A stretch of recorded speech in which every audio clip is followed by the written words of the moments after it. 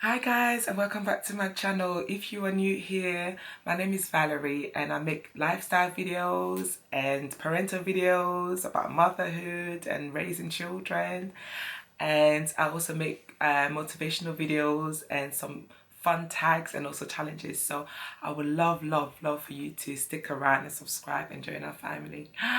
Okay, so before we get into today's video, I wanted to let you guys know that I will be starting a mini series which will be called Girls Talk. So it's basically, in that series, I'm basically going to be focusing solely on women issues. So I'm also planning to have some guests come and join me over on this channel to discuss those issues further. But it's not all going to be serious, guys, I promise. It's just going to be a mixture of serious topics as well as fun topics as well. So look forward to that. So that's yeah, so with that being said, let's get into today's video. So guys, as promised, I will be talking to you guys about how I stopped breastfeeding my 1-year-old. And towards the end of the video, I will be giving you guys 5 tips on how to stop breastfeeding your child. So I hope you guys do find it useful. So as mentioned in my previous video, I always plan to stop breastfeeding my son at 1. So when he turned 1 on the 15th of December, I knew my time was ticking basically, because I didn't want to still breastfeed him into the new year. I already planned on what milk he was going to use, because at home we don't drink cow's milk, we drink almond milk. So we already had that, at home. So, and he already drinks from cups because we never use bottles for him. So I already had all these things in place. So all I needed was just my willpower, to be honest. Yeah. So basically, he is someone who basically breastfeeds, all day, every day. He breastfeeds for comfort, for hunger, for snacks, for nap time. It was just ridiculous. So on the 27th of December, I remember this date exactly. He, on the 26th, sorry, of December, he breastfed for Friday night. He was very restless and I just didn't sleep that night. And he was just breastfeeding like every 2 to 3 hours. And I was so tired and I was like, what the hell is going on? Are we going backwards here? Because you are not a newborn baby, for goodness sake.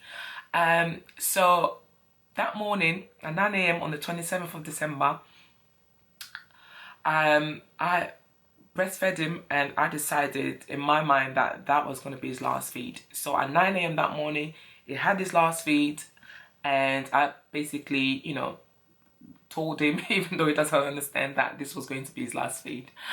And I was ready for battle. I was expecting the worst, because he is someone who just always snacks. He's forever snacking on that breast milk. So I knew that I was in for a fight.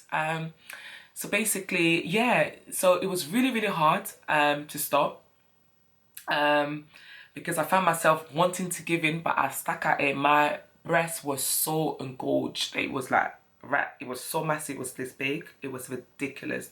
Veins were popping out everywhere. It was just so crazy. It just felt like a stone. It was so sore and painful. Now, I'm someone, I've got a high pain threshold, but that pain, it was too much. So luckily, Happy was at home, so he helped me. And that will be another thing I will mention in my tips as well. So he helped me out, because I literally could not carry him, because I couldn't have anything near near this area. It was just so painful. I had a headache. I felt feverish, and I felt really irritable. It was just terrible that first day. And he did really well, to be honest, because he was not as bad as I thought he was going to be.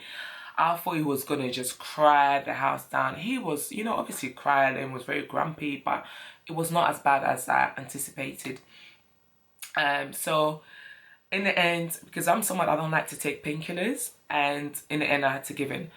And I had to take some painkillers. I laid down. I just basically took it easy.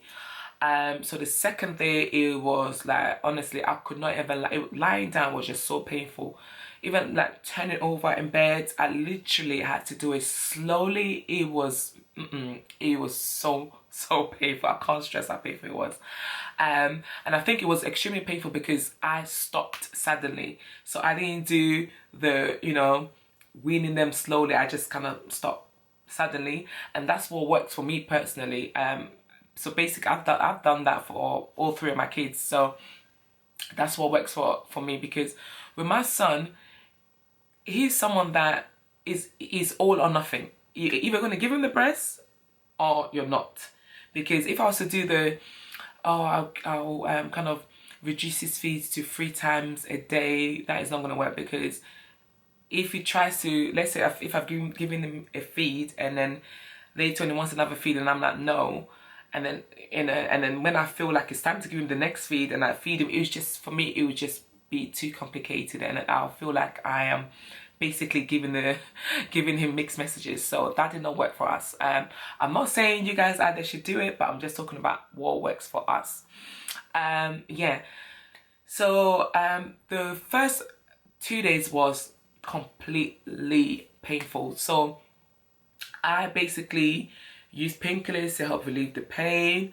And when I was in the bath, I used hot water to kind of, you know, put in that area to help cool down the swelling.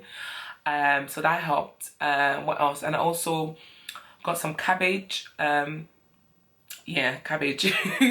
Because cabbage is, I can't remember what the scientific thing around cabbage is, but basically it really helps. So I used the cabbage leaves that I had in the fridge, and I basically placed it on my breast and in my bra.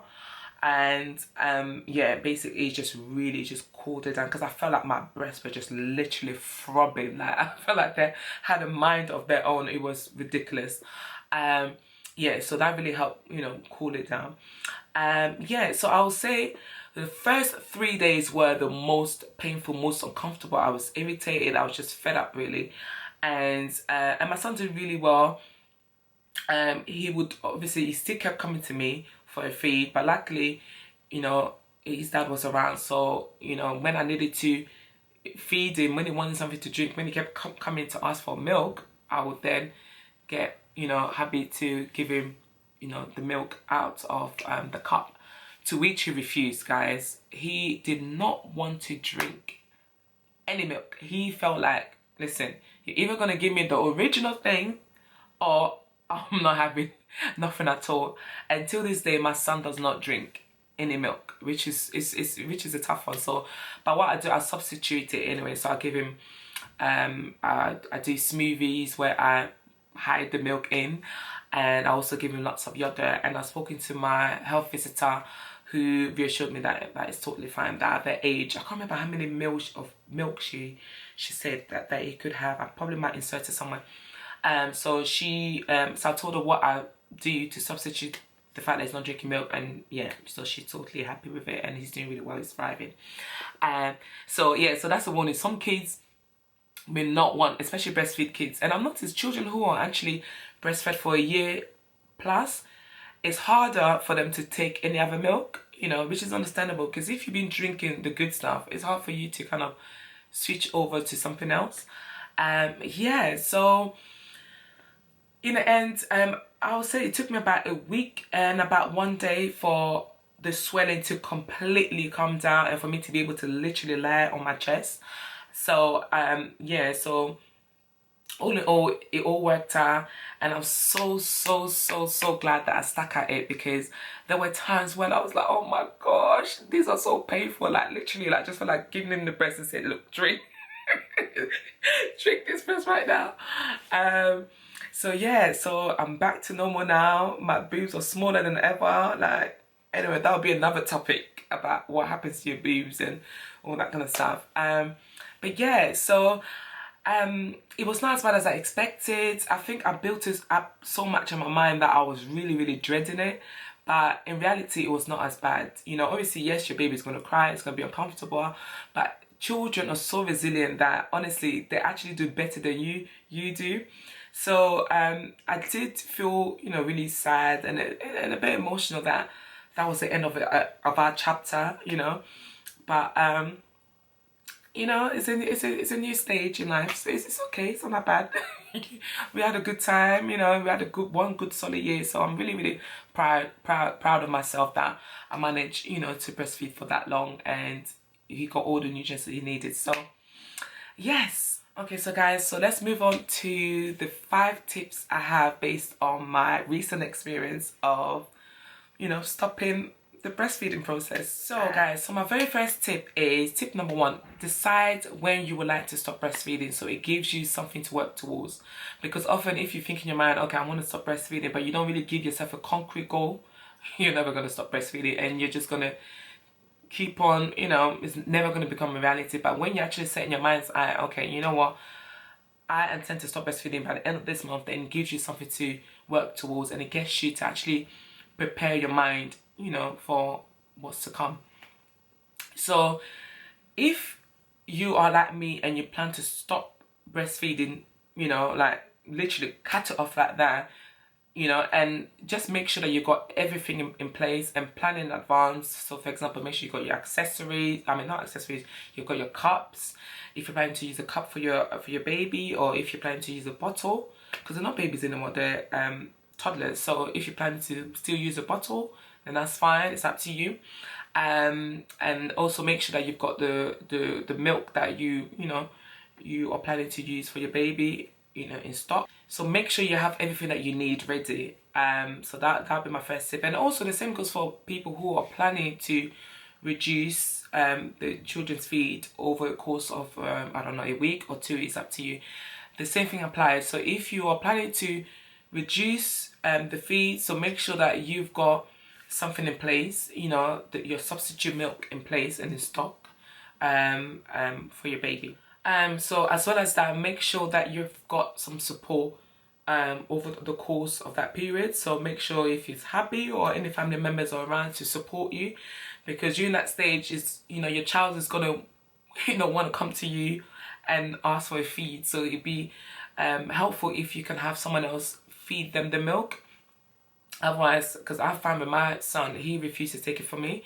So it will be easier if you can have someone else there and to support you, because as well as that, you're going to be going through a lot of symptoms yourself, you know, i.e. your breasts are going to be, you know, engorged and really painful and sore. You might not feel too good if you're like me as well. So everyone is different, but it would help if you got someone there to support you. Tip number 2, you may experience some discomfort or some serious pain like I do. So if you do stop saddling like I did, you will definitely experience a lot of pain.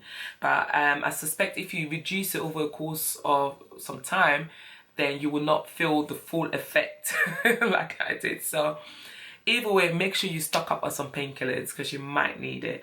And also you may want to try like some cabbage leaves, you know, if your breasts are sore, engorged and sore, because that really helps with the the swelling, and also some, you know, hot water. So if you're in a bath, you can, you know, pour some hot water in that area, or you can actually, some people actually say expressing.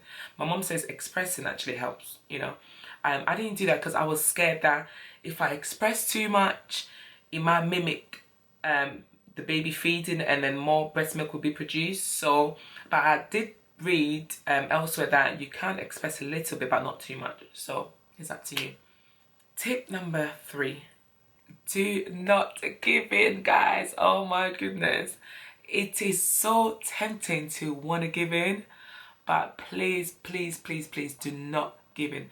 Stick at it. It is gonna be hard, especially the very first 2 days are the hardest, but stick to it, because that way you would not be giving mixed messages to your child. Because if you stop and you give in and then you restart again, I think, for me personally, I feel like it's a bit cruel, because it's almost like you're teasing the child. So stick at it. I know it's going to be hard, but just stick at it, and trust me, you'll get through it, okay? So do not give in.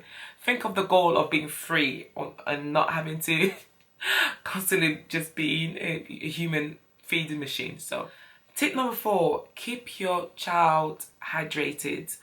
It's best to keep your child hydrated regardless anyway, but during this period, especially if your child refuses to drink any other type of milk, make sure you keep them hydrated. And also make sure you monitor your child during this period for changes like, you know, dehydration, constipation, loss of appetite. You just keep an eye on them, because obviously they're going through a transitional period, so just keep an eye on them during that period. Tip number 5, be patient during this time. It is a really trying and testing time, so just stick at it and be patient. You know, as I said, it's a transitional period for both you and your baby, you know, so just take it easy. Don't be too hard on yourself, okay? So guys, this brings me to the end of the video. I hope you found it useful. Please do share it with loved ones, friends, family, anybody you think might find it useful. And please don't forget to like, comment and subscribe, and I will see you in the next video. Bye.